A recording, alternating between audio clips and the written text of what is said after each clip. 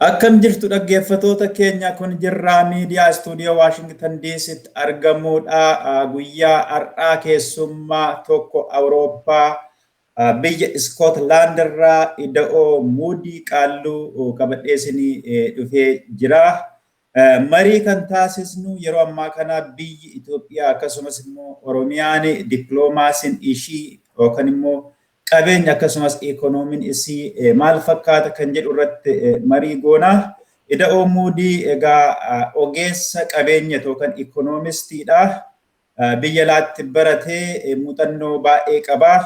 Biyya sana keessatti illee waan ta'uu qabu, waan godhamuu qabu, waa baay'ee qaba. Kanaaf agadhuma sagantaa keenyatti nu faana turaa dhaggeeffattoota keenya. Ida'oo ati affeerraa keenya kabajaa asitti dhiyaachuu keetiif baay'ee galatoomii. Otoo marii keenyatti seenin dursa mee of beeksisii dhaggeeffattoota keenya faana wal bari. Ayyee galatoomii guutaa sagantaa kanatti illee affeeruudhaaf hedduu galatooma. Carraa naa kennitanii akka Oromoo tokkotti yaada kiyya akka kennadhu affeeruu keessaniin galatooma. Ani Ida'oo Muudii jedhama. Dhalataa Oromoo tokko barnoonni kiyya naannoo diinagdee kana muuxannoo hojiis naannoo kanaafuu waan beekurraa saba keenyaaf rakkina kufaatii biyya keenya gargaaru waan akka ogeessa tokkos kanoo tokkos waan beekurraa isin qooduu deema. Galatoomii kanuma jechuu barbaada. Egaa wanti yookaan immoo qabeenya yookaan immoo ikoonomiin biyya sanaa waa baay'eedha kan haasa'amuu danda'amu. Yoo haasofnee guyyaan guutuun illee nu hin ga'u. Garuu nuti kan irratti xiyyeeffannu yeroo dhiyoo as keessayyuu erga Hacaaluu Hundeessaa wareegamee as kan jiruu fi sana boodallee dhiibin amma dhiyoodhum kana wanti jiran waan baay'ee waan ta'aniif isaan irratti xiyyeeffannaa. Egaa sana dura egaa miidiyaan keenya baay'ee jirraa miidiyaa jedhama. Miidiyaan kunillee egaa Hacaaluu Hundeessas jirra jedhee kan dura sirbe isa. Uummanni Oromoos jiraachuusaa akkasumas immoo Hacaaluu Hundeessatiifis yaadannoo akka ta'u jennee miidiyaa kanallee dhaabne. Kanaaf mee waa'ee Hacaaluu Hundeessaa erga Hacaaluun Hundeessaa wareegamee wanti biyya sana keessatti ta'e gabaabatti sana booda immoo wanti ta'aa jiru to the extent yeroo sana Hacaaluu faana kan turte uummanni Oromoos ta'e namni baay'een kan shakku intalli isa faana yeroo sana turte gadhiifamti kan jedhamu miidiyaa adda addaatiin dhagaa jirra. Mee waa'ee isaa maal jetta? Bilxiginnaan immoo wanti jettu jira. Uummanni Oromoo immoo wanti jedhu jira. Egaa ikoonomii faanas waan wal qabatuuf kana kaafnee isa mee gabaabsiti kan isaas illee waan yeroo fudhatudha gabaabsiti mee waan sitti dhagaame dhaggeeffattoota keenyaaf qoon. Ayyee galatoon guutaa waa'ee Hacaaluu ana qofaa miti Oromoo hundi miidhaa yeroo dheeraa akka ta'e keessa keenya hubee yeroo yeroodhaan akka isa qaaban guyyaa guyyaan akka isa qaaban wanti nu godhu waan hedduudha. Mucaan kun rakkoota Oromiyaa keessa galan kamuu biraa hafeen beeku. Dhimma Oromoo biraa kaasuu biraa hafeen beeku. Bakka kamittuu yoo haa argamu bakka itti argamu hundattuu waa'ee Oromoo keessan lakkaataa. Keessattuu walitti bu'iinsi mucaa kanaatii fi tuuta tanaa jedhee kan yaadu gaafa namichi Eertiraa sun dhufee isaan diggisii godhanii achirratti affeeranii mucaan kun akkuma beektu akkuma dura jedhee bakka dhaqee hundattuu waan saba ofii malee wanni biraa wanni takka isa yaachisu bakka argame sanitti uummanni isaa rakkoo keessa akka jiruu fi uummanni isaa gadaddoo guddaa keessa akka jiru keessattuu uummanni gara bahaa jiru rakkoo guddaa keessa akka jiru sirba isaatiin ibsuu qofa osoo hin taane jara of eeggannaa adda addaatti kenneera gaafa sana. Of eeggannaan gurguddaa isin waan kana hin deebiftan taanaan uummanni Oromoo ka'eetiin isinis warra uummata keenya cunqursaarus akka ofirraa buqqisuuf deemu nan labsa ka jedhu jabeessee dubbateera. Kanarra darbee namichi biyya bulchu kun akka aartistii illee godhaa beeki. Namni kun agartee sirba isaa keessatti walaloo isaa keessatti wantoonni isteejii san tuqaa waan gurguddaa dubbateera mucaan. Isteejiin sun isteejii namoonni cidha qofa namoonni waa'ee biyyaa duun taane waa'ee guyya guyyaan diggisii guyya guyyaatiif qofatti wal gaana. Walaloo isaatiin maal jedhe tuqe yoo sii tuquu sii tuqaa. Bakka ajaan baay'atu bakka tortoraaf raqa allaatti saree malee kan biraa maaltu kan jedhu dubbata. Bakki kun bakka sirna qabeessaa miti bakka sareef raqni oolu isin raqarra jirtanii arraqaaf hin dhufin anka dhufee waa'ee dhimma sabaa kiyyaa isinitti mu dhufee jedha ergaan isaa. Kanaaf gaaf san irraa jarri kun ilkaan itti qiinatan jiran gaaf san irraa. Gaaf san irraa isa qofaa miti namichi gorsaa isaa akka abbaa isaatti yookiin akka haadha manaa akka gaafsa wal qaadhimatan gaafsa wal qaadhimatan yoo argitanii laattan dhiiraa fi dhiirri qubee wal qaachuu jechuun aadaaf safuu biyya Itoophiyaa san keessa hin jiru. Akkuma saba keenyatti duuntaan akkuma biyya Itoophiyaa keessatti dhiiraaf dhiirri qubee waliin kaa'atu cidha isaanii irratti immoo waan akkas nama salphisaa isteejii san waan xiqqeessaa jedhee bu'eeranii. Kanaaf guyyaa kanarraa mucaan kun ija isaanii keessa seeneera. Namichi kun namichi isaa wali heerume kun seenaa kana fakkaatu seenaa namoota akkanaa namoota ija baasanii waa dubbachuu danda'an dhabamsiisuu muuxannoo guddaa waan qabuuf gorsa isaaf kenneen jedhee yaada achi booda. Bikoo wanni inni dubbate hedduu ija addaatiin akka laalaa turan. Namoonni hedduu shubbisa isaa tapha isaa itti gammadanii isaan lamaan garuu ija addaatiin laalaa akka turanii fi akkuma duratti hin jedhe namichi waa'ee aartii illee akka waan beeku yaalaa. Ati isa kaanii yoo deebisan yoo laalanii arraba gurguddaa kan of keessaa qaba. Kanaaf akka mucaa kanatti harkaan fudhatu ati jarri kun gaafa sanarraa eegaa walii galte.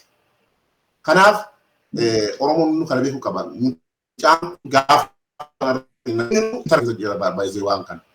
Ani qeequu yookiin mormii qaalicha kanaa afaan rakkoo jiru kan akkamitti ta'anii ani Oromoo hunda kan inni isatti dubbadhe ka isa morme eenyu duraa jedhee dubbate. Dhugaadha gaafa kanarraa jalqabee achiin duras mucaan kun mormaa ture jechuudha utuu hin beekne. Kanaaf mucaa kana gaafa kanarraa jarri taargeetii keessa galchanii akkasiin nyaatanii jechuudha. Kanaaf mijattii sana akkasii mijattii amma gaafsa isa wajjin turte haala saniin baasuu waan nama dinqaatiin. Already hojii manaatiin mijattiin kun waan kana hojjatte nama kana dammoo baraaruun dirqama isaaniiti. Hojii itti daladdee kanaaf baasan na fakkaata isii ani yoo isii baasan jedhani ani hedduu hunda'u akka addaatti hin fudhanne jechuu barbaada waan Hacaaluu. Kanaaf Oromoon hunduu yoomuu yaadachuu qaba.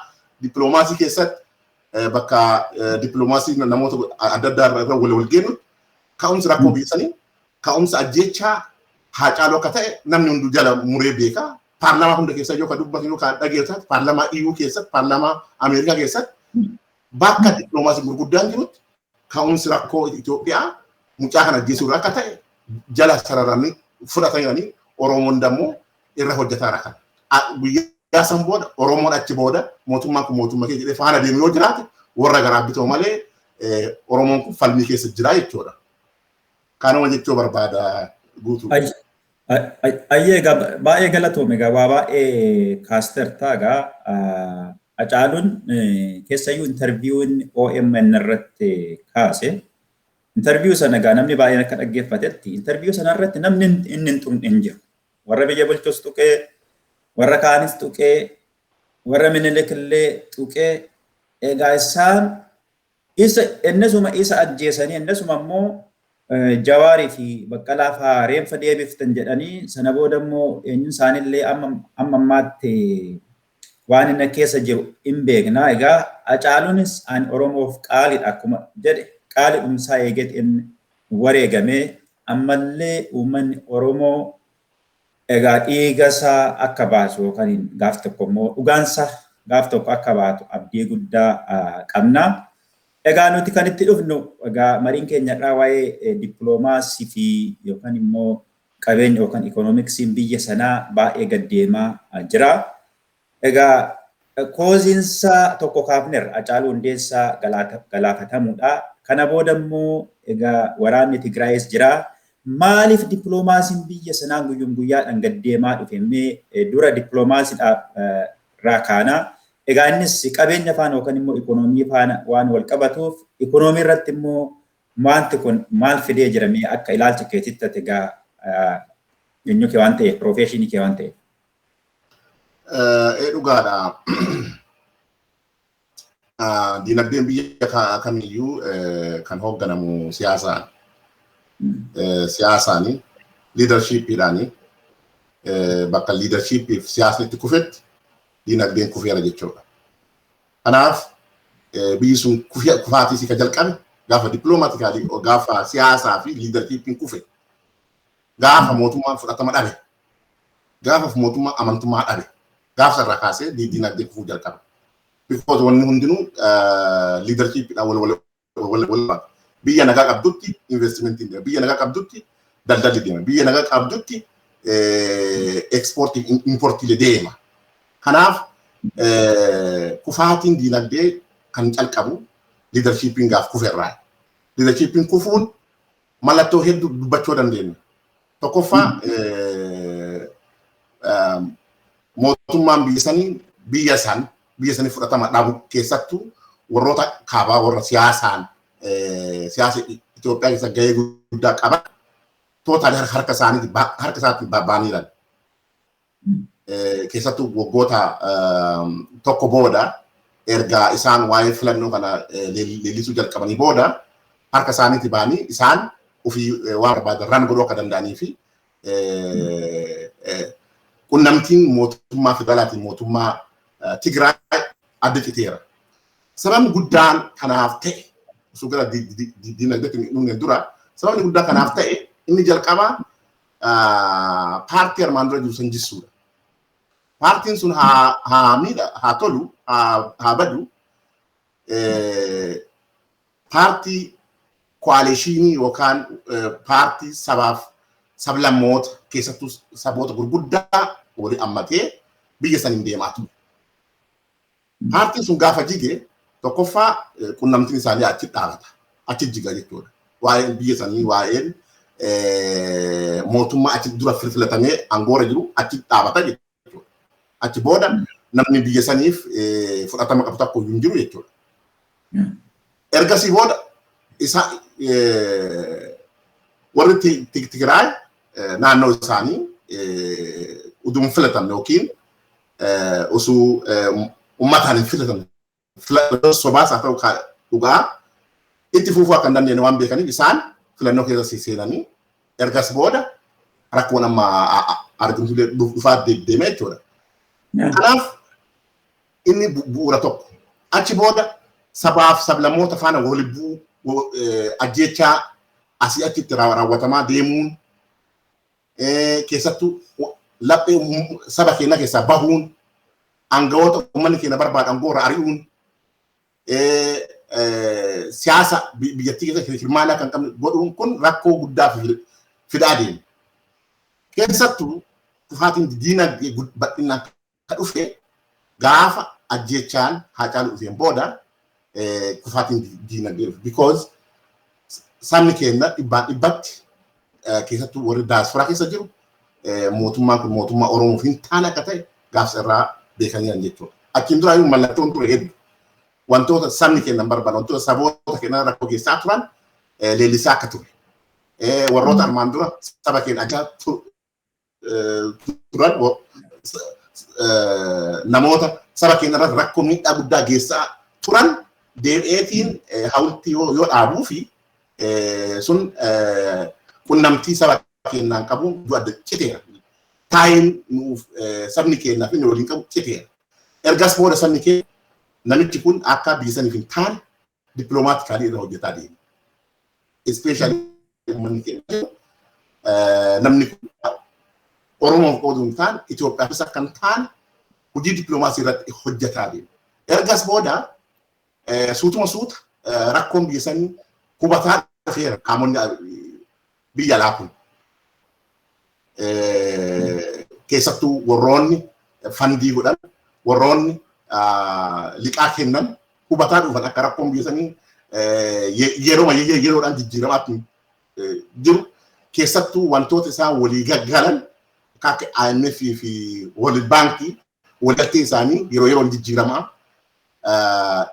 dhufuun isaa akka mootummaa sun mootummaa baay'ee nama deemsuun akka ta'e hubataa egaa dhufan booda isa dhumaa amma egaa ajjecha Haacaaluu as tensiin ture guddaa ture. Keessattuu siyaasa Oromoo kan biyya keessa qara biyya laafaa kan biyya gale dhibbaa deebisuu kaan ajjeesuu kuni rakkoo guddaa Oromoo taayii yookiin hidhamiinsa mootummaa Oromoo jidduu addaan kute. Kanaaf rakkinni hedduu achi as bal'itaatiin dhufee rakkina kanarraa kan ka'e diinagdee irras waan gurguddaa gahee jira. Akka fakkeenyaa kaasuu ni dandeessa. IMF World Bank liqaa kennan liqaan isaanii liqaas ta'e akka gargaarsa wanni kennan mallaqa gurguddaa ture. Mallaqa gurguddaa kana suspend godhuu jalqaban calqaba irratti keessattuu waa'ee exchange rate irra gaafa waliigaltee isaa armaan dura waliin godhan inni kuffisu. Yoo isa irra kaasee isaan suspend godhuu eeggalan because diinagdeen biyya sanii liqaa fi gargaarsa biyya alaarratti kan hundaa'e akkuma beekamu parsentii gara 60 olii baajennummaan dhaabataan biyya sanii kan hundaa'u gargaarsa biyya alaatti.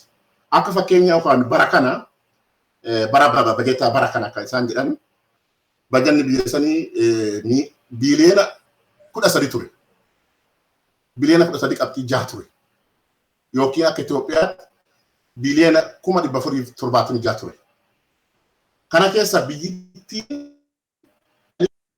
qabdu biiliyoona gara biiliyoona 8 ka ta'u gargaarsa yookiin gargaarsa biyya alaatiin baja godhamee kaa'amee jira. Kun kufaati gaafa kun dhaabatu hammam diinagdee biyya sanii irratti miidhaa geessu tilmaamuu hin danda'amu.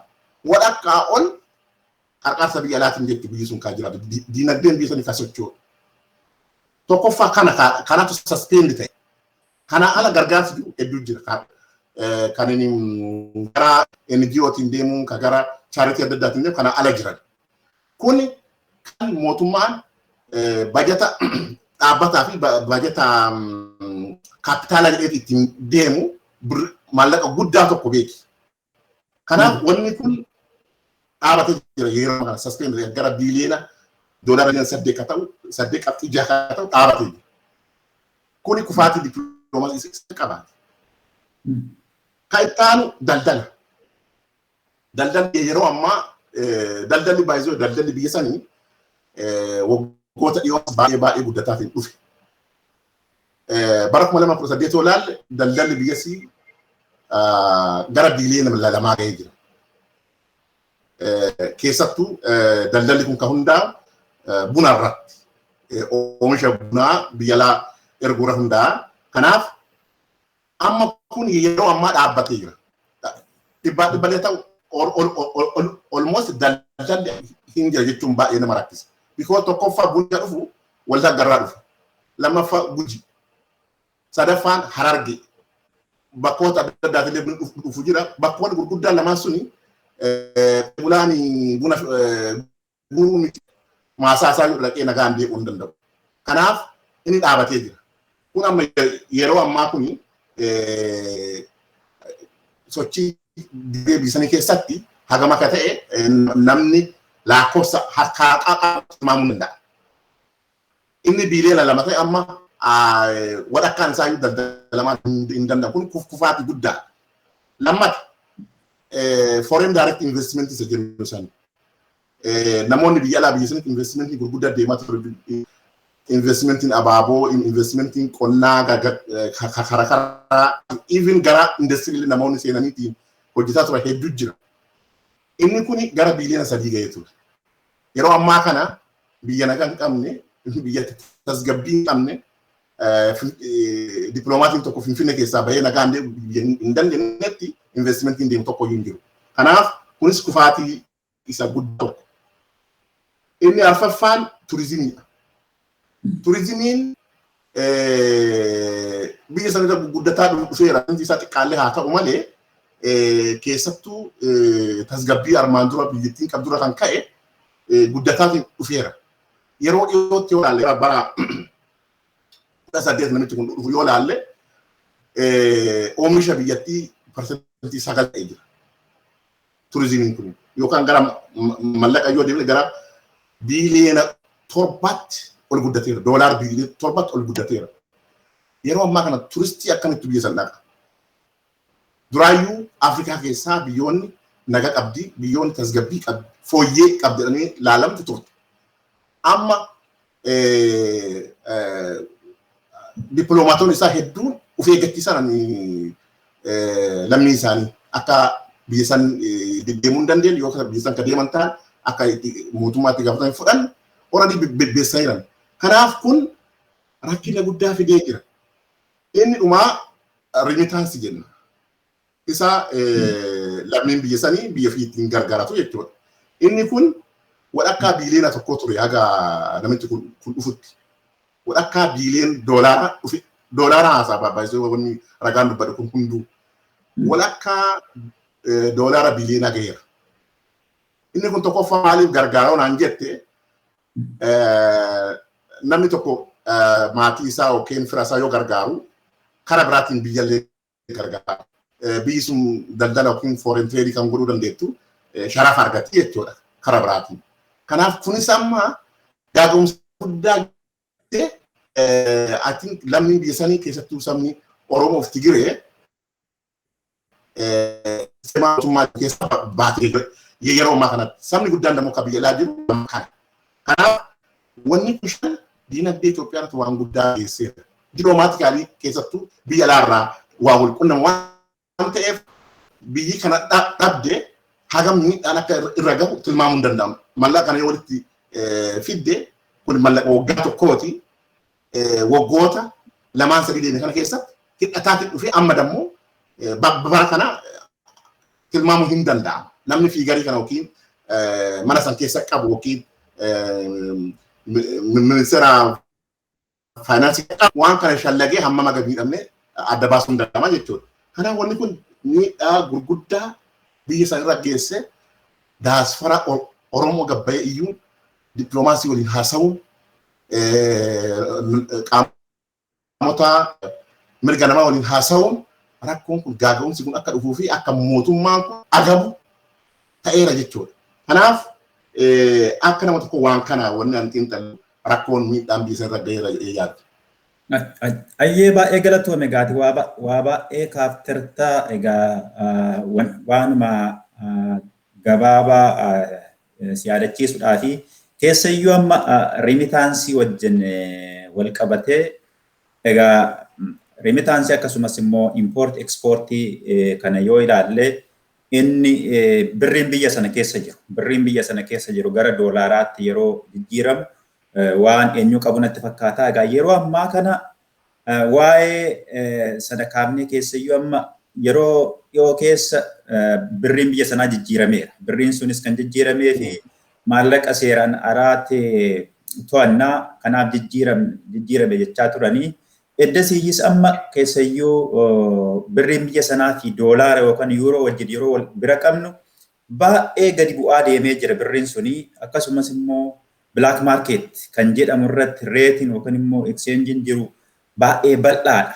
Kanami akkamitti ilaalta? Amma birriin sun jijjiiramuunsaa ekonomii biyya sanaatiif faayidaa maaliif fidee akkasumas immoo garaagarummaan black marketii fi kan baankii akkamii kunillee maaliif uumamuu danda'ee mee gara fuulduraatti immoo yoo mootummaan maal gochuutu sirra jira yoo mootummaan jiraate? Dhugaadha rakkoon guddaan tokko dhufe naannoo sharafa kanarratti yeroo biraas waan kanarratti IMF fi baaba waliin haasa'uu qabna. Waan tokko IMF World Bank wali inni kana dura usu ay himari anne mallaqa Itoophiyaa float goonaa ka jedhu walii galee irratti fakkaata.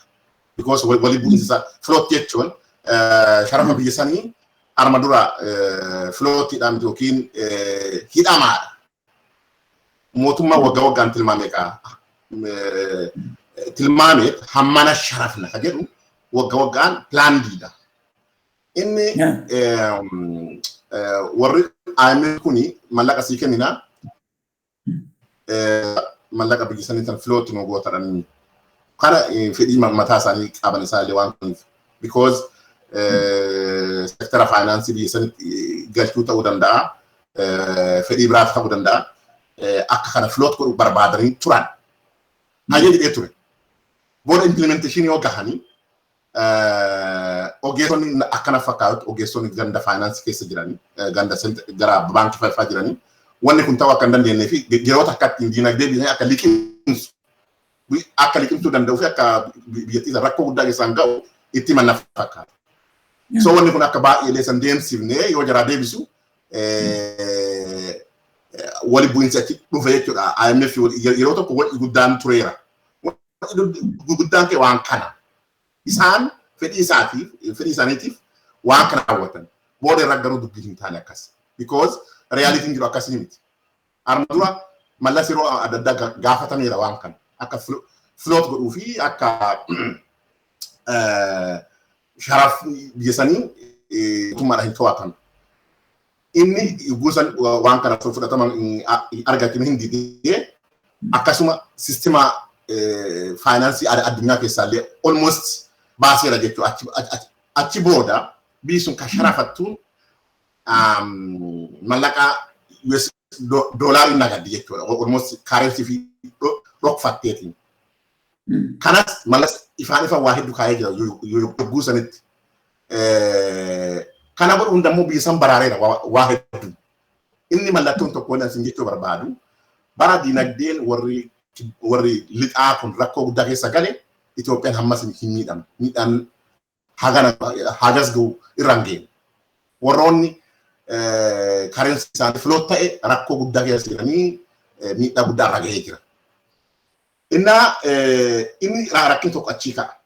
Achi booda sharaafni biyya tokko ka gadi bu'u yoo taayii yookaan qunnamtii biyyooyii gadi bu'e daldala hirmaana daldala addunyaa keessaa qabdoo gadi bu'e. Yoo biyyi sun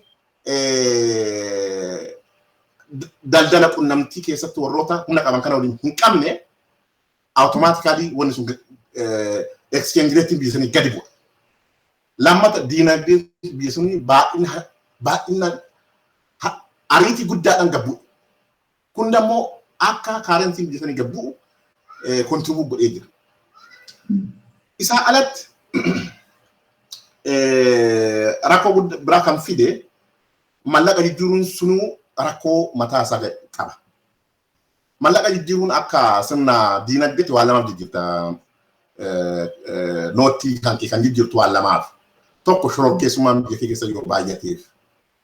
Shororkeessummaa yoo baay'ate warra mallaqaa agartee seera ala deddeemu kana absiisuu fi isaan akka humna hin qabaanne godhuuf waan kana godhu. Sun qaama shororkeessitoonni biyya alaa biyya keenya keessa deeman hin jiran. Shororkeessaa yoo mootummaa fi nama isa faana fiigan ta'e malee shororkeessaan biyya keenya keessa hin jiru baay'achuudhaaf. Kanaaf akka godhamuuf saniif. Lammata diinagdeen dhossaadhaa yookaan diinagdeen underground economy yoo baay'ate. Waan lamaan kun yoo jiraate mallaqa jijjiirta. Isaan kana alatti maal jedhan tokkoffaan mallaqa sisteema mootummaa keessa hin deemne baay'ate. Mallaqni nu gabaarra gadhiifne gara biiliyeena birrii Itoophiyaa biiliyeena 113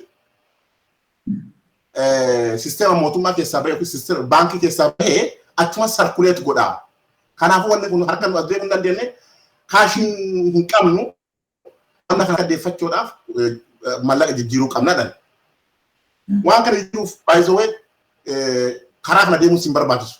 Because kan karaa jijjiirsan biyya diinagdeen kufaa jirtu, biyya inflation biyya san mataa gubbaa ba'aa jiru kan jijjiiruun sin barbaachisu. Sistemni biyya mallaqa san akka ittiin sassaabdu godhamu hedduu jira. Tokkoffaa namoonni akka elektirooniksii qofa fayyadaman godhu, namoonni yoo gurguran yoo bitan kaashiidhaan limiiti godhu, mallaqa hammanaa ol kaashiin bituu hin dandeettu, mallaqa haganaa gadi kaashiin bituu dandeettu, kan jedhu seera keessan baasuu hin danda'u sisteema birriin. Namichi jaalatee makiinaa miliyoona lamaan bitu baankiidhaan tiraansferoonaan goone sittiin gurguru yoo jedhe dhume dubbiin. Baankii deebisa namichi fuudhee mallaqa. Karaa ittiin mallaqa kana baankii dachaasan salphaadha. Kanaaf inni kun mataa isaa birrii qatti baasa isaan akka haasaanitti gara doolaara biiliyoona 97 baasan obboleessa kiyya. Kun faabrikaa tokko dhaaba. Biyya hojii dhabdummaan parsentii 30 gahe. Biyya infleeshiniin parsentii 20 ol ta'e. Parsentii 20 kan amma haga dhiyoo bara 2020 keessa kan shallagan amma achi ol dubbiin. Akkuma amma dhagaarutti infleeshinii kun qaala'umti jireenyaa kuni uummanni akka karaa ba'u taasisaa jiran. Biyyi waan kana ta'etti wanni kun rakkoo guddaa uumee jira. Amma warra baankii dhattee birrii isin gabaarraa hin dhabne jettan sun hagam isin deebi'u jettee dhugaa dubbachuudhaaf 90 ol deebi'ee jira jedhee yaada akka nama tokkotti. Because namni gowwaadhaa miti birrii harkaa jijjiiramte kaatee kiisii namni taa'u hin jiru. Shoror keessaan biyya alaa akka birrii kenna baadhatee deemu hin jiru. Eenyu shoror keessaan biyya alaa kan biyya keenya keessa kaarensiitii Itoophiyaa baadhatee hin jiru. Namni biyya sanii namu kan yeroo ammaa kana bilbilli goda giidamiitii fi gaara mul'ataa irraa akkuma salphatti dhaqqabu birrii isaatiin taa'u. So san tokko hin jiru jechuudha. Bilaasha wani godha hundinuu bilaasha. Namni birrii harkatti duute hin jiru. Ellefi yoo qabban isaan duraa birrii harkaan qaban kunniin namoota oofishaaliidha. Yoo keessaa nama uummata biyyatu. Namni birrii harka duutee kanaa miidhaa irra ga'ee qotee bulaan bilbila harkaa qabaa bara. Dawwaleetti ilmi isaa hiriyyaasa birrii jijjiira dhalaani. Namni isaa agabsan hin jiru. Kanaafuu wanni godha hundinuu bilaacha jechuudha. Kanaaf rakkoon guddaan kana. Lammaffaa wanni kanaan wal qabsee wanni dubbachuu barbaadu qaala'umsa egaa waan kana kaase. Qaala'umsa kana inni tokkoffaan adeemsa faayinaansii kana kakkaamma deemaa kakkaamma siin dubbadhe kana. Lammaffaan adeemsa investimentii gara mootummaatiin deemaa jiru. Mootummaan biyya sanii haga gaafa nu beennutti mootummaan biyya bulchu jedhaa armaan dura socho'aa ture waan irratti investi godhu waan oomishtummaa guguddisaa waan namoota hedduudhaaf carraa hojii baasaa waan akkasii investi godhaatiin kan dhufe waan hedduu wanni argaatiin dhumne. Amma yoo argu taate mootummaan abaaboo beeta mangistii irraa gaa boolee deemanii karaa isa irratti urgeeffataatiin namni agartee 100 kan taane yookaan namni 50 taane urgeeffataa deemu dhaabuudhaan qaala'insa biyya saniitti guddisan. Obboleessa kiyya. Abaaboo karaa boolee irra dhaabanii mucaan laga dhedheessaa jiru maal irraa argata? Abaaboo karaa saniif dhaabanii mucaan laga waabee jiru maal irraa godha? Isaan kan Finfinnee keessa jiru fuunfachuun abaaboo sanii nyaatan ta'u obboleessa kiyya. Mootummaa akkuma adeemsa diinagdeetti mootummaa investi godhuun dogoggora. Mootummaa wanti invest godhu jira wanti hin goone jira. Mootummaa wanni godha limitiin kaa'amee jira. Mootummaa waan public waan manni itti fayyada waan manni itti sosocho'u waan manni irraa argatu waan dinagdee fisiisaa irratti invest godhu.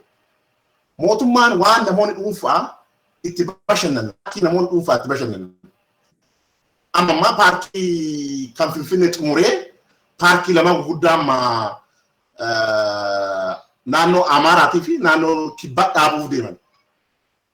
Obboleessa kun karaa guddaa biyya sanii biyya uummata miliyoona baay'atteet kibabiin dhaabdu. Kibabii irratti mootummaan kana waan investari tokko hojjetu. Waan investari tokko hojjechuu danda'u. Hojii kamiyyuu hojjetu namoonni qabu hojii baafta. Nama dhibban caalu namni kibabii tokko maaneej godha. Oduu faabrikaa shonkoraa tokko dhaabdee birrisanii nama qabu hojii itti argata obboleessa kiyya. Ka faabrikaa keessa hojjetutti faabrikaa ala of factory hojii itti argata namni. Namoonni sisteema daldalaa keessa hojii itti argatan faabrikaa dhaabate isaanii jecha. Namoonni qucee baadhatu hojii itti argata. Ka achi faabrikaa keessa hojjetu alatti. Biyyattiin sharafa irraa argatti. Kibabii dhaabanii fi maaltu argamuu deemame. Turistii kamtu yeroo ammaa kana Itoophiyaa viizit godhuudhaaf rakkatee bakka dhaqu dhabee mootummaan kibabii dhaabuudhaaf bishaan irra fiiga. Osoo mallaqa kana jallisii tokko dabuubitti hojjetan jallisii tokko naannoo Amaaraa itti yaadan qotee bulaa itti hojii argata. Namoota dhibbaatamootaatti hojii itti argata. Biyyatu sharafa irraa argata. Kanaaf rakkinni biyya sanii namuma kanaa wal qabata. Namni kun gorsaa diinagdee akkana qabullee dhugaa nama ajaa'ibsiisa. Gorsaan diinagdee biyya kufaatii keessa jirtu kibabii akka inni hojjetu rikamaandi godhu. Sanuun kibabii investimentii oodit hin taane. Kanaafuu kufaatiin biyya sanii kufaatii hagana jedhameetiin shallagamuu hin dandeenye. Kufaatii uf duuba deebisuu hin danda'amu. Dhugaa dubbachuudhaaf ani yoo biyyi sun gargaarsa wayiitiin haga wayii itti fufte malee mootummaan hojjetee kana booda uf duuba jechuu ulfaata. Kanuma jechuu barbaada galatoomii guutuu. Ayyee baay'ee galatoomi obbo Ida'oo waa baay'ee kaaftertaa keessayyuu waa hunda tuttuqxeektaa. Amma odeeffannoodhuma nani biyyarraa qabuuni waa'ee qaala'insa jireenyaa. Qaala'insi jireenyaa kun yookaan infleeshin inni jedhamu kun normaal infleeshiniin normaalii jira ati gaayyaa sirriitti ibsita.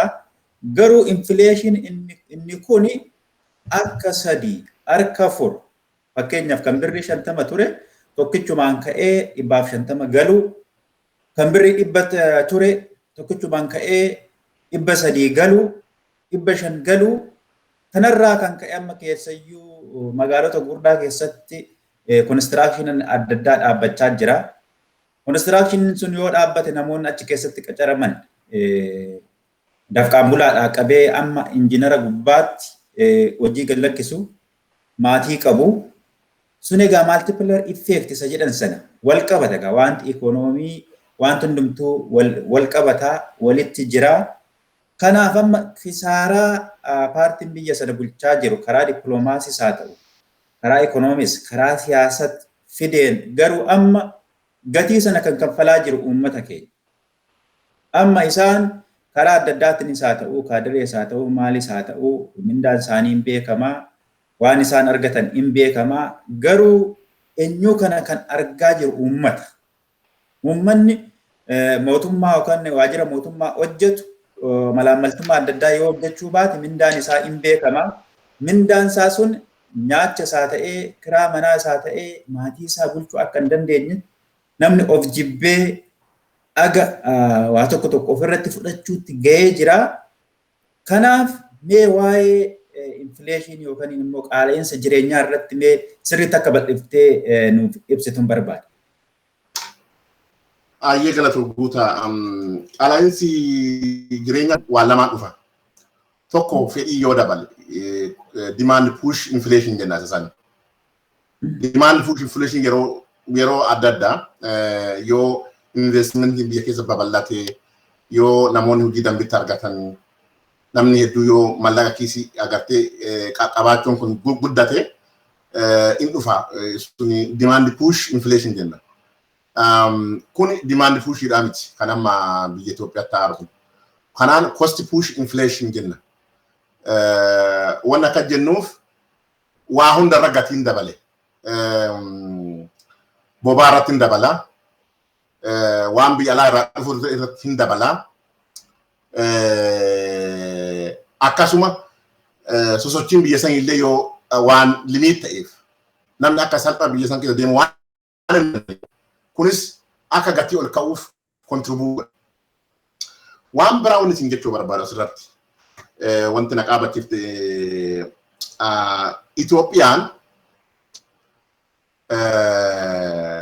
waan hedduu waan biyya alaatii gashitu waan hedduun kan isaan walitti rarrabu.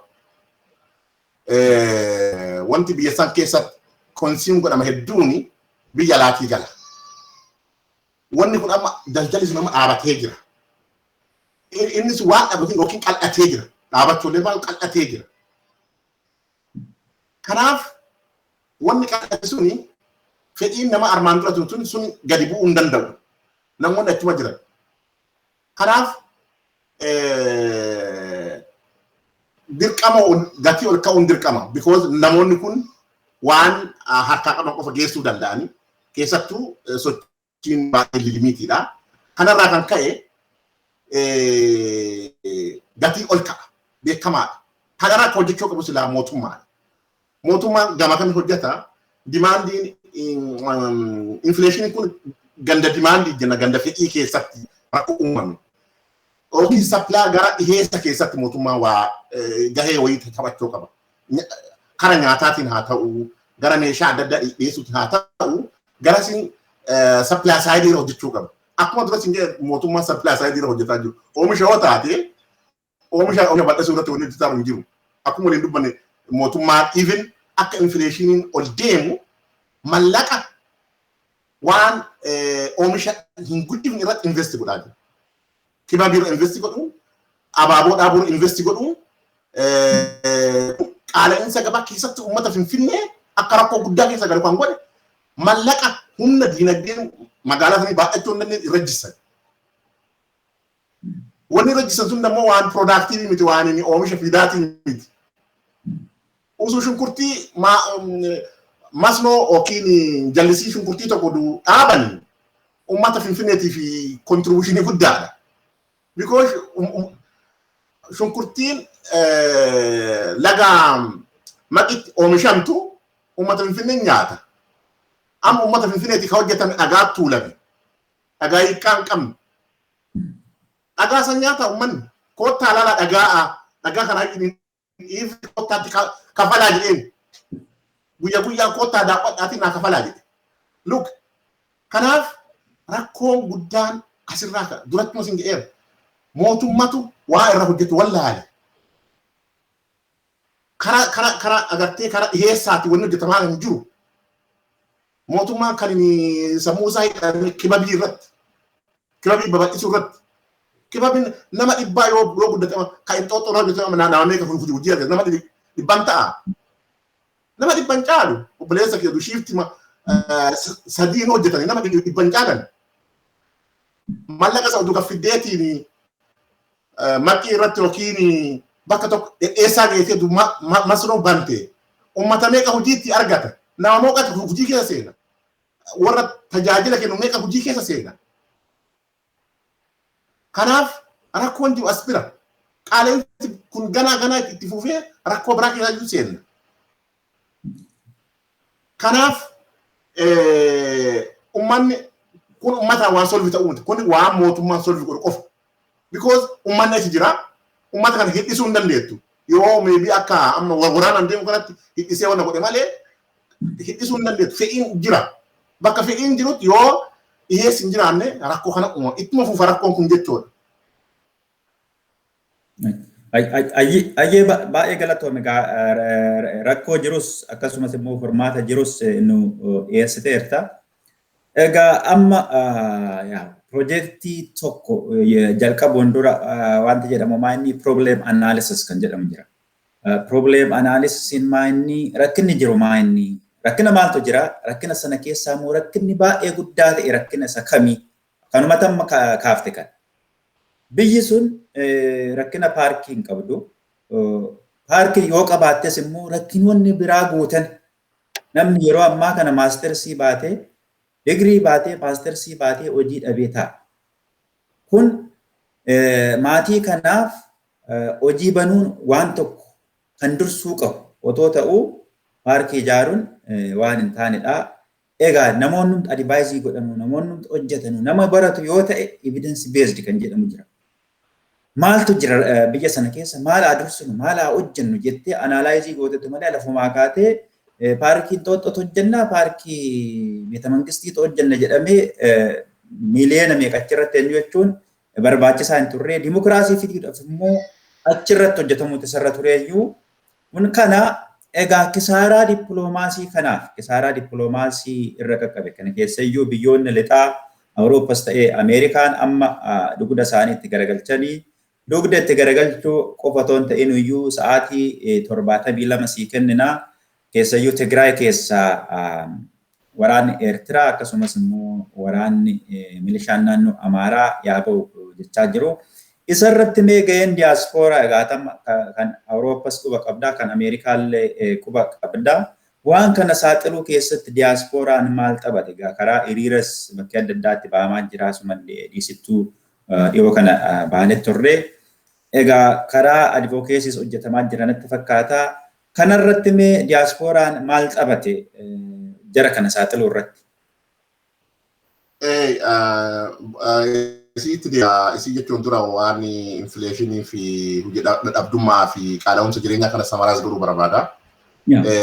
Akka addunyaatti mootummaan addunyaa mootummaa dinagdee dhugaadhaan hordofu infleeshinii fi unemployment yookiin hojii dhabdummaadhaa fi qaala'umsa jireenyaa kana akkamitti to'ata waan jettu innoo si dubbadhee achi deebi'ee gara dippiloomaasiitti.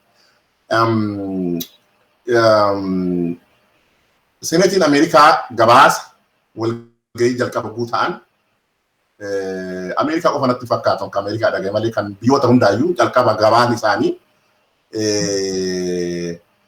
qaala'umsi gatii meeqadhanii qaala'umsa gatiitii fi hojii dhabdummaa caqasan. Kana dhaga'uu barbaadu. Kana lamaan bakka hin to'annetti uummata harkaan qabdu jechuudha. Uummata kee qubaan qabdu jechuudha. Isaan akka poolisii isaaniitti waan kan lachiyyuu singil dijiitti deebisuudha. Poolisiin biyyoota hedduu xiqqaateet waan kan lachiyyuu singil dijiitti yookiin parsentii 10 gaditti gad deebisuu. Qaala'umsa gatiillee hojii dhabdummaallee kana bakka hin goonetti biyyi rakkoo guddaa keessa jirti jechuudha. Nagahaan Beeta Mangistii taa'uun akka hin jirretti kan fudhatan isaan. Because namni qaala'umsi jireenyaa yoo kan midhaaru ta'e hojii waan qabne ta'e mootummaa kan teessimee beekan. Kanaaf mootummaan uummata dhaga'uu illee jiru mootummaan gorsuun illee jiru. Kanaaf rakkoon kun ittuma hammaataa deema. Akkuma deema kan dhabdummaan waan hedduu fudhatee si dhufa. Qaala'umsi jiru immoo waan hedduu fudhatee si dhufa. Biyyoota guddatti daabboon takka gatiin jijjiiramte hiriira ba'ama. Uummanni keenya kana mara obsee taa'ee gaafa achi dhoo'ee ati waan biraatiif dhiisi kan siyaasaa dhiisi wanta kana lamaaniif gaafa achi dhoo'ee to'achuu hin danda'u jechuudha. Kanaaf kun rakkina fuuldurallee itti deemu kana uummatni keenya dafee balaaleffatee rakkoo kanallee ka deemaa jiru mootummaadhaa. Mootummaa kana ofirraa kuffisuun ofirraa faccisuun hedduu nama barbaachisa. Rakkoon gurguddaan kun kan dhufaa jiru mootummaarraan karaa biraatiin. Kanaaf kana kan waan jedhee bira darba gara dippiloomaasii uummanni keenya namni kun karaa kamiinuu karaa dinagdeenis karaa siyaasaanis saba keenya qofa osoo hin taane saba hundaayyuu miidhaarraan akka geessaa hubanneera. ummata keenya ukkaamsee bilbila irraa cufee ajjeesaa ture. Iyyaa ture haga dandeenye. Achi lufee dammoo amma ummata Tigraay akka ummanni addunyaallee argaarutti lufee amma fixaa jira. Saboota biraallee walii buusuudhaan sabuma Amaaraa amma warra isa jala fiiganillee indirect inni fixaa jira. Inni mallattoon guddaan hooggantoota isaanii mataa waliin dha'ee armaan dura jidduu jajjaraatitti waliin bu'iinsa fidee rakkoo akkamii akka fide argine. Yoo hubachuu dadhabu waan biraadha. Kuni tenshinii yookiin gaarreeffannaa jara jidduu uumee rakkoon sun dhufeera. Rakkoon isa irraan siyaasa irraa buufate qaba. Bakkoota biraallee naannoo Beenishaangulis bakkoota biraallee inni bakka siyaasa isaa itti bu'aa buufachuu danda'u godhaatiin jira. Kanaaf waan kana hubanneera. Sabni keenya hubateera. Akkuma Oromoo qofa duntaan akkuma biyya isaatti namichi kun ummaa isaan fixaa jira. Nama du'insa namaarraa wanni tokko ittiin dhagahamu. Namni kuma du'uu danda'a, miilan du'uu danda'a nuti itti fufna jedha. Namni kun waan godhu dammoo fuuldura si hima. Nama keenya hubachuu dadhabee isaa hedduutti fudhate malee duruma dubbata. Akka nama fixu itti fufu himee jira. Amma yoo ka jedhu taa itti ummata fixuun kun itti fufa. Kanaaf kana waa hubateef sabni keenya gabbayee karaa hiriiraatiin haa ta'u karaa dippiloomaasii isaa aanji hundaan irra hojjeteera. Kanaaf dammoo ani milkoofneera jedha. Inni milkaa'uun biyya sanii keessatti mootummaa waan ittiin qabu waan ittiin socho'u dhabee iyyuu jalqabeeran. Harka kennateera. Armaan dura haga ummata keenya illee hin hubannetti haga lolli Tigraay illee hin kaanetti mootummaan biyya laafuun xinnoo caqasaatiin ture amma mirkaneeffateera. Kana booda gara diinagdeetti agabeera. Namni kun kanaan biyyi miidhamtee biyyi kun miidhaa deemaarti. Kanaaf waa fooyyessuu qabnaa gara mirga namaatiinis gara siyaasaanis waa fooyyessuu qabna jedhee nama yaaduu miti. By the way. Namni ammallee abdii godhatee namichi kun bakka alaamsheera kana boodatti haala kana ittiin fuufu jedhee yaade kun abduudha. Anaaf akkasin na mul'ata. Namni biyyi hagas raafamtee waan tokko mataa isaa keessatti adeemsa siyaasa isaanii keessatti jijjiirraan finne kana booda jijjiirraa fidanii yaaduun baay'ee rakkisaadha. Kanaaf falli jiru concluding godhu wanuma dippiloomaasii gaariidha. Kari warri dippiloomaasii kun haga dhumaallee birrii waan jiru dhaabameera. Dhaaban namichi kun amma adeemsa kana dhaabaan jiru. Adeemsa kana karaa itti dhaabanii kara biyyaatiinis uummanni itti yaaduu qaba. Ta'anii itti yaaduu qaban. Because gara jireenyaatiin gara diinagdee siyaasa waan deemaa argaara namni hundinuu.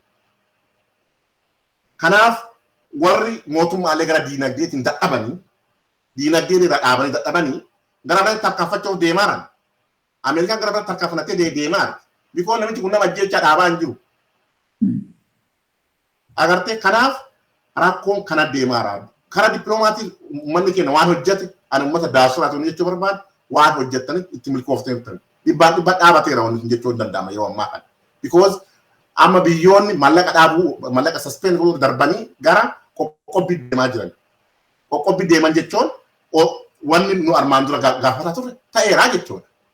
Kanaaf waan armaan dura hojjetaa turre ammas waan hojjetaa jirtu irratti milkii guddaa jira jechuu barbaada. Dippiloomaasiitiin. Ayyee baay'ee galatoome ida'oo amma marii keenya gara xumuruutti deemaa jirra. Egaa waa'ee ikoonoomii hin dhumu akkuma duraan jennee garuu waan gurguddoo ta'an waan uummata keenya gargaaru kaasuu barbaanne. Egaa otoo marii keenya irraan xumurin dura ammas mootummaan kun waan hojjechuun isarra jiru waan dursuun isarra jiru otoo jiru ammallee kana dhagaa waan jiruun fakkaatu amma isaan filannoodhaaf iccisaa jiru. Egaa nama uummanni Oromoo filatu Jawaar Mohaammed, Baqqalaa Garbaa akkasumas immoo dhaabni ABO fi KFO'n filannoo kana keessaa dhiibamanii ba'anii amma naftanyoota qofaa wajjin gara filannoo kanaaf dhiitataa jiru. Egaatillee kaaftertatissi waan dhiibbadhuma biyya addunyaa kanaayyuu waan hin dhagaaniyyuu hin fakkaatu. Egaa advaayizariin muummicha ministeeraa egaa qabsaan Oromoo duratti ABO keessatti waggaa baay'ee kan qabsaa'e Leencoo Baatii wanti inni jedhee Ameerikaan kana jettee sana jettee wanti ishiin fiddu jedhee jira. Kuni ammam isaan deemsisaa mee egaa gaafiin kiyya kanumaa sana booda ergaallee yoo qabaatte ergaa dhumaa yookaan wanti nani singaa kan yoo jiraate ergaa dhumaa uummata keenyaaf dabarsiitii sagantaa keenyarraa kanumaan xumurraa egaa yeroo biraallee deebinee marii bal'aa goona. Galatoome guutuu ammallee dubbiin dippiloomaasii amma dippiloomaasii siyaasaa bira dabarteeti nama gara dubbii nageenyummaatti dabarteerti. Kan obbo Leencoo Baatii jedhan yoo of sobaa jiraatan ta'e malee biyyiin mirga namaa salphiteeti itti fuuftu yookiin mootummaan itti fuufu hin jiru. Kanaaf obbo Leencoon waa'ee isaa hedduu dubbachuu waan barbaachisu baate yoo agartee akkuma armaan dura kaayoo isaanii bakka adda addaa harcaasaa deeman sani kijiban ta'an uummata keenya harcaasuuf ta'e malee addunyaan tun dhaaba nageenyummaa biyya kamiyyuu hedduu qabdi. Lubbuu namaa haala akkana kana qisaasaa atiin haala kana itti fuufa jedhee hin yaadu. Dubbiin gara dippiloomaasiin jiru xumuramee gara nageenyummaatti deemamaa jira. Mootummaan hundinuu jiruuf jireenya sablammoota biyya sana irratti hedduu nu yaachisaa jira nama. Waa'ee dhufeenya isaaniitiin kaasamu. Mootummaan sun siyaasa akkas godhee akkana godhee bira darbaa jira nama. Amma nageenya jireenya namoota biyya sanii namoota nagaa biyya sanii irratti jiraachuu isaa irra nu yaachisaa jira. Kanaaf obbo Leencoo waan tana waan irra utaalanii hin beeku beekan biyya alaa kana yeroo hedduu ta'anii arganiiranillee waan United Nationiin biyyoota rakkoo akkana keessa seente irra tarkaanfii yookiin tasgabbiidhaaf hedduu seenuun wama beekan natti fakkaata. Kanaafuu dubbiin garas deemteerti suniin waan dhiyoo keessatti arginu. Kan filannoo laalchisee mootummaan kun ima halcha. Haga gaafa duutti ima halcha. Mootummaa agartee bakka takkatti illee as bira dubbiin tun as bira nana dabarsan dhaabatee ilaaluu danda'u miti. Osoo kan dhaabatee ilaaluu danda'uutiin dogoggoroota gurguddaa keessa hin dalagu. Tokkoffaa gorsaallee waan qabu natti fakkaatu. Namni isa gorsullee waan namaayyuu dhaga'u.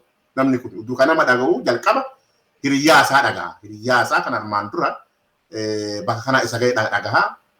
Isaan dhageenne gorsaa biraa nama biraa hin dhagaadheetti hin yaadu. Gorsaalleen qabu.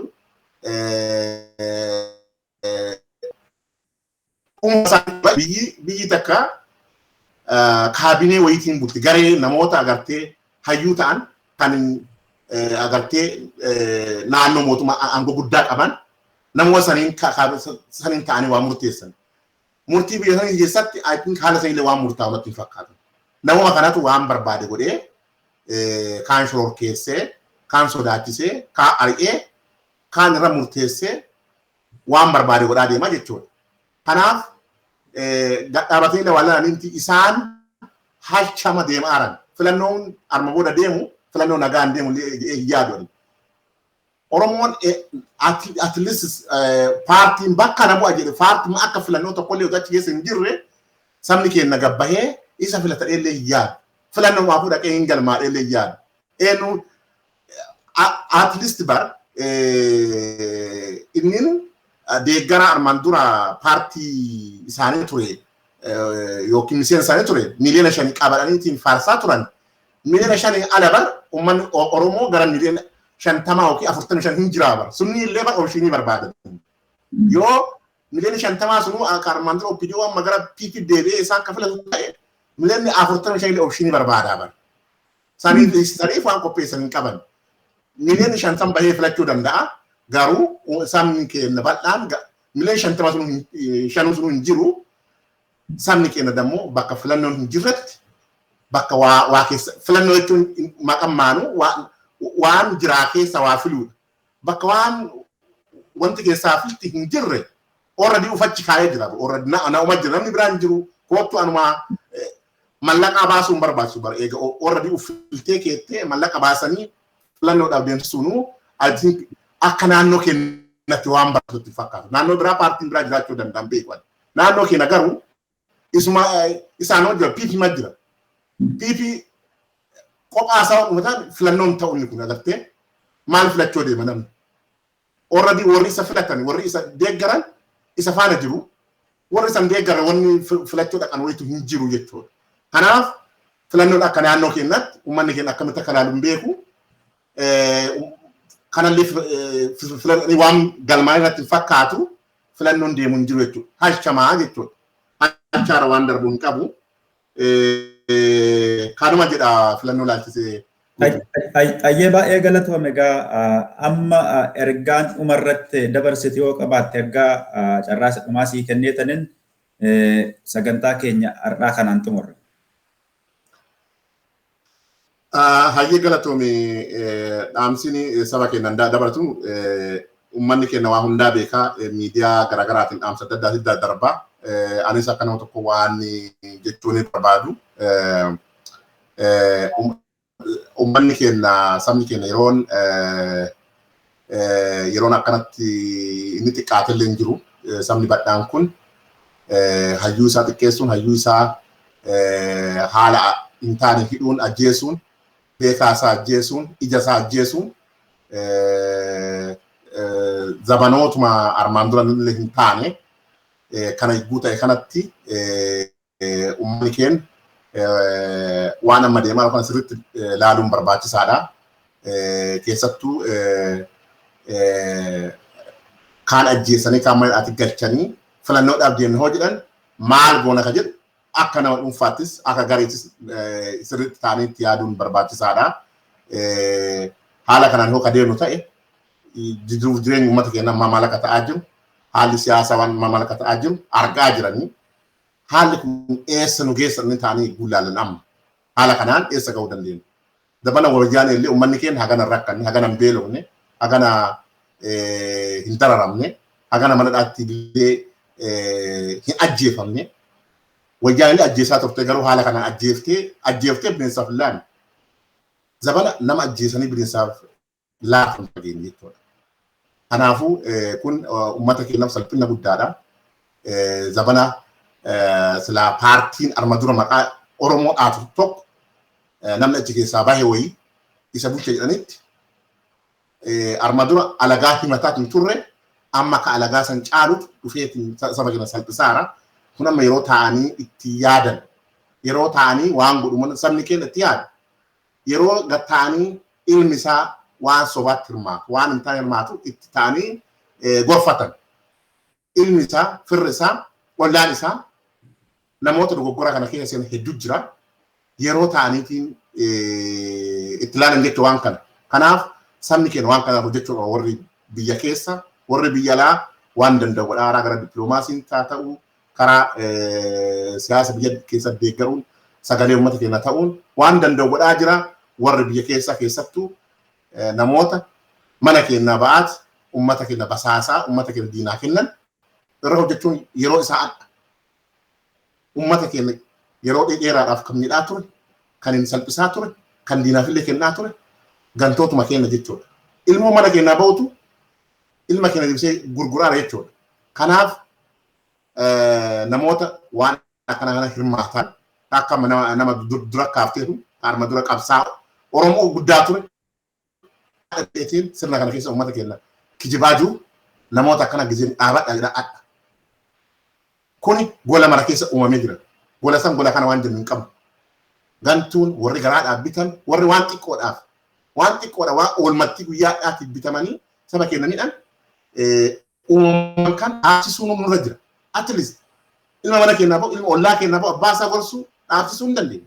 Namoota kanneen ollama keenyaa bahan hedduun isaanii kanaafuu yeroon kanarra hojjan yeroon dhaabannee of ilaalu yeroon hidhamtoota keenya kan siyaasaa mana hidhaa jiran akkaataa isaatti bahan dhiibbaan goon yeroo isaa amma jechuudha. Kanaafuu saba kenna kanarra itti yaada kanarra hojjedha rabbi sinaa gargaaru nus ummanni biyya alaa waan danda'eef isin faana jira jajjabaadhaa jira galatoomii guutuu. Ayyee baay'ee galatooma obbo Ida'oo Qaalloo egaa beekumsi kee baay'ee cimaadha egaa yeroo biraa deebinee waa baay'ee irratti marii goonaa kun isa dursaati. Egaa yeroo biraas akka deebitanii jirraa miidiyaa irratti uummata keenya beekumsa keessaniin akka bira dhaabbattan abdii guddaa qabnaa. Ammas dabalee baay'ee galatoomaa isiniin jedha. Egaa dhumarratti uummata keenya Yemenitti balaa ibiddaatiin dhumanii fi jirraa miidiyaan ganda itti dhaga'ame ibsaa egaa warra du'an lubbuu isaanii amaaru jennaa. Egaa sagantaa keenyarraa dhaggeeffattoota keenya kanumaan xumurraa yeroo biraa hanga walitti deebinutti nagaa nuuf ta'a. Yeroo gaarii jechuudha. Eeshi nagaatti. Yeroo gaarii. Eeshi gaarii.